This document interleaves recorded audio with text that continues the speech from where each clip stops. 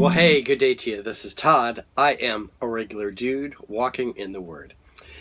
Hey, we have started the book of Numbers yesterday, and today we're on the second episode. Remember, when I talked yesterday, I had told you how they gave the book, it's called Numbers, basically because there are two censuses that take place. And I'm going to give you the reasons for the census taking place here toward the end today. But I want to read today, it's chapter 1, verses 1 through 46. It's a longer section that I'm reading because I'm given all the details of that census. But as I read through that, I want you to see in your mind, I'll read a section, I'm reading each part, but it's divided up, and it divides up into tribes. You need to remember as we're reading through this that the tribes started with one man. It started with Jacob's sons, and so it's you have the tribe of Benjamin, for example. You've got to remember that was one guy that was born to Jacob, and then when you read down through there, you read, okay, he had this many descendants, this many from that tribe. It's an amazing thing to see how the population just exploded. Because you can remember back in Genesis, where Benjamin, grew up under Jacob, and then he went to Egypt, and then he had a family, and the family grew and grew and grew. All right, so as you have these families grow, the point of this census and the second census is to show there's a decrease in population. So this is an amazing thing with this book too, is to show that. And the point is that God keeps his word. Because God said, because of your unbelief, this generation is going to die out before you get in there. And sure enough, it shows the proof there is in the census being taken and the decrease in the population during that time. So let's read here today, and fasten your seatbelts because I'm going to move through this pretty quick. Not much explanation until I get to the end, and then I have like 4 reasons of why we had this census.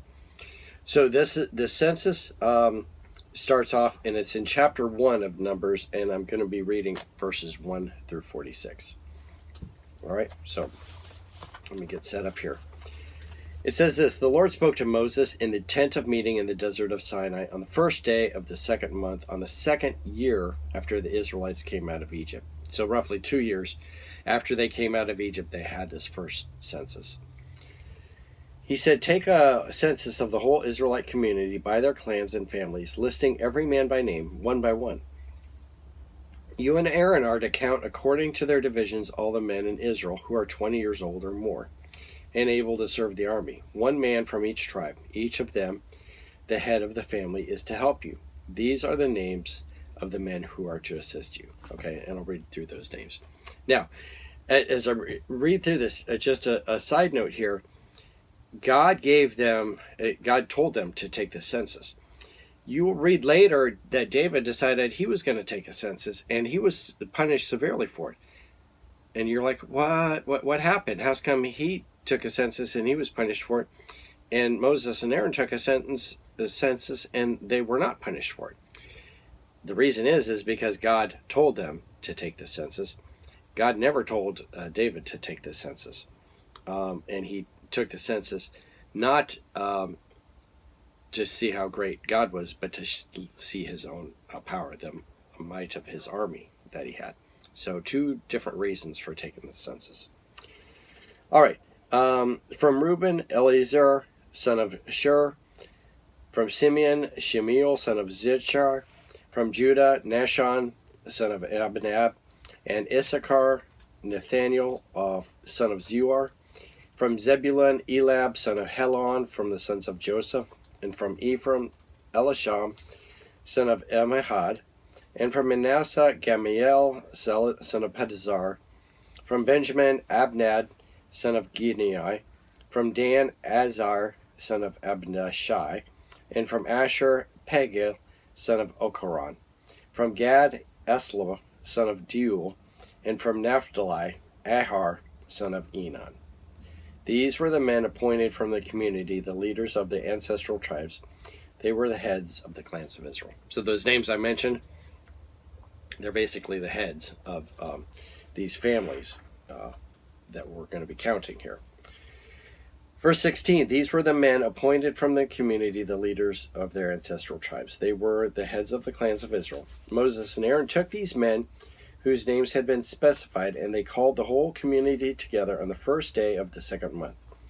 The people registered their ancestry by their clans and families, and the men 20 years old and or more were listed by name one by one, as the Lord commanded Moses. And so he counted them in the desert of Sinai. Now we begin the list, starting with Reuben, the firstborn. From the descendants of Reuben, the firstborn son of Israel, all the men 20 years old and more who were able to serve in the army were listed by name one by one, according to the records of the clans and families. The number from the tribe of Reuben was 46,500. Okay, so I'm going to start with that tribe, and you'll see that the tribes, they might have more, they might have less, but 46,000. That would, if you have that many people going to Tampa Bay's, the Tampa Bay Rays stadium in St. Pete, if you have that many people, 46,500 people, go to the game, that would be a full house. Okay, it'd probably be close to sold out. I mean, you could probably put like 75,000 people in there, which it's been done before, but then it's packed out and you can't actually play baseball. But if you want to watch the baseball game, 46,500 would be a full house. So imagine that. But the amazing thing is this, okay? It started out with Reuben, the one guy, and he got married and then had kids, and they had kids and so forth. Now we're at 46,500 of Reuben. All right, so you have this huge population explosion, but God is going to take it back a step because He's disciplining the people here. Verse 22, from the descendants of Simeon, all the men 20 years old and more who were able to serve in the army were counted and listed by name, one by one, according to the records of their clans and families. The number of the tribe of Simeon was 59,300, so more than Reuben had. About 13,000 more than Reuben. From the descendants of Gad, all the men 20 years old and more who were able to serve in the army were listed by name according to the records of their clans and families. The number of the tribe of Gad was 45,650. Okay, like really close to Reuben, about 100 people difference, 150 people difference. From the descendants of Judah, all the men 20 years old or more who were able to serve in the army were listed by name according to the records, and the number of the tribe of Judah was 74,600. Okay, so you can keep on reading through here, but I'm going to just highlight the last verse in each section where it talks about the next one is from the descendants of Issachar, the guys that were 20 years old and older. Verse 29, they were 54,400.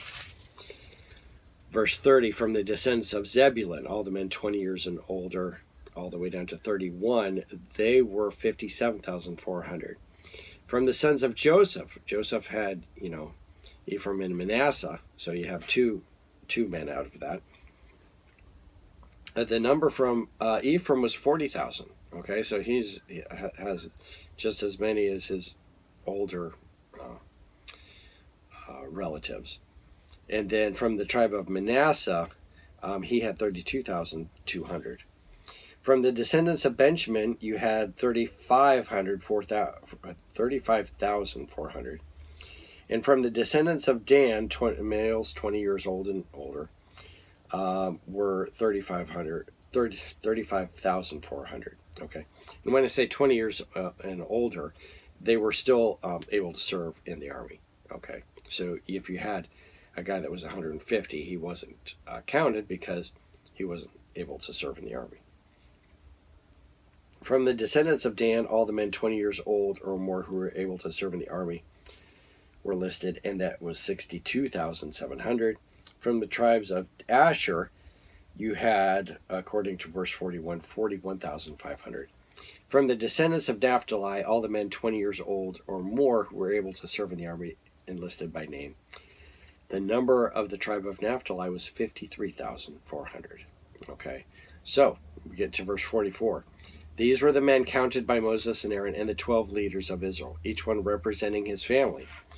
All the Israelites 20 years old or more who were able to serve in Israel's army were counted according to their families. The total number was 603,550. Okay, so roughly, if you have the 12 sons of Jacob, and you have Joseph, who actually God said, or he's not the tribe of Joseph is not counted because they count Ephraim and Manasseh. Okay, but if you had Ephraim and Manasseh under Joseph, and you have 603,000 here, you roughly have about 50, on the average, about 50,000 people, fighting men per tribe.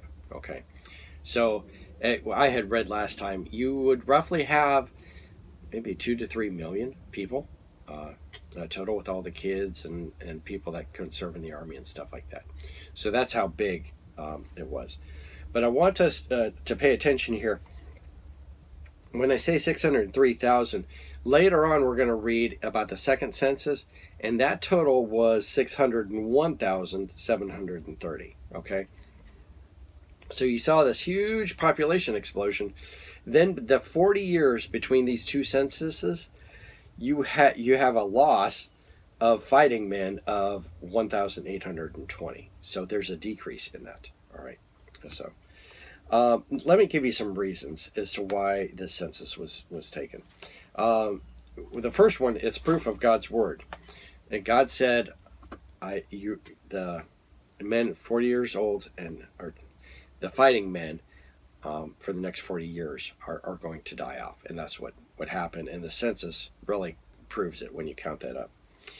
And the other thing here is this. The second thing is this. God keeps his word no matter how big it is. This was a huge undertaking by God to eliminate these men that had the disbelief. Okay, so it happened over time, over the years. It wasn't just one day all these guys just died all at once. It was a 40-year process of these guys dying off.